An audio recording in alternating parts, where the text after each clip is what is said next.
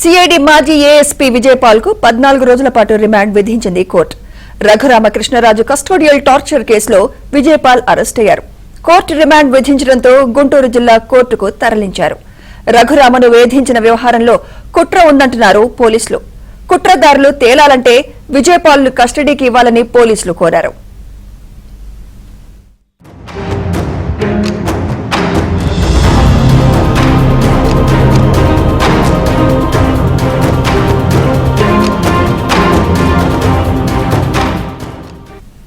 గతంలో కస్టడీ సమయంలో తనపై హత్యాయత్నం జరిగిందంటూ రఘురామకృష్ణరాజు ఫిర్యాదు చేశారు.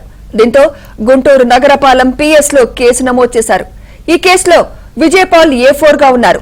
A1 గా అప్పటి CID chief Sunil Kumar, A3 గా జగన్ ఉన్నారు. ఇక ఈ కేసులో విజయపాల్ అరెస్టుతో మిగిలిన నిందితుల్లో టెన్షన్ మొదలైంది.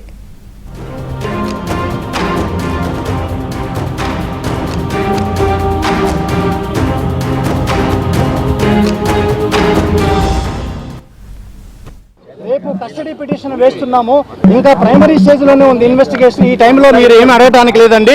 రేపు ఆ పాల్ అనే అతన్ని ఆ 4వ కస్టడీకి తీసుకున్న తర్వాత కూలంకషంగా ఏమైంది ఏంటనేది మా SP Ongole superintendent of police ఆయన దీంట్లో ఇన్వెస్టిగేటింగ్ ఆఫీసర్ పూర్తిగా అన్ని వివరాలు త్వరలోనే తేలుతాయి. 14 రోజులు ఇచ్చారండి. డిసెంబర్ 10వ తారీఖు వరకు. మేము 10 రోజులకు అడుగుతున్నామండి. 10 రోజుల్లో జడ్జి గారి ఇష్టం. 10 రోజులు ఇస్తారా 6 రోజులు ఇస్తారా అనేది జడ్జి గారి ఇష్టం. మేము 10 రోజులకి రేపు ఎల్లుంట్లో మేము కస్టడీ పిటిషన్ వేయబోతున్నాం. ఆ కూలంకషంగా తతమాస్ ఫ్యాక్ట్స్ అన్ని కూడా బయటకు వస్తాయి. దీంట్లో ఏ కుట్ర కోణం దాగుంది, ఎవరు ఆ పై వ్యక్తి, ఎవరు ఈ టార్చర్ చేసేటప్పుడు ఆ వీడియో తీసేసి ఎవరికి పంపించింది అనేది కూడా ఈ కుట్ర కోణంలో బయటపడబోతుంది. A4 గా ఉన్న విజయపాల్ ఇతనేంటంటే ఎంటైర్ కోఆర్డినేషన్ అంతా ఈ విజయపాల్ అనే వ్యక్తే చేయటం జరిగింది. మొత్తానికి పాపం పండింది. తెలీదు, గుర్తులేదు, మర్చిపోయాను అని ఒక మాజీ పోలీస్ అధికారి అయ్యుండి ఒక క్రిమినల్ లాగా సమాధానాలు చెప్పటం మరి అతనికే చెల్లింది. ఈరోజు కస్టడీకి రిమాండ్ ఇచ్చి కస్టడీకి తీసుకుంటారనేదే నా అభిప్రాయం. Karma is a bitch, it won't leave.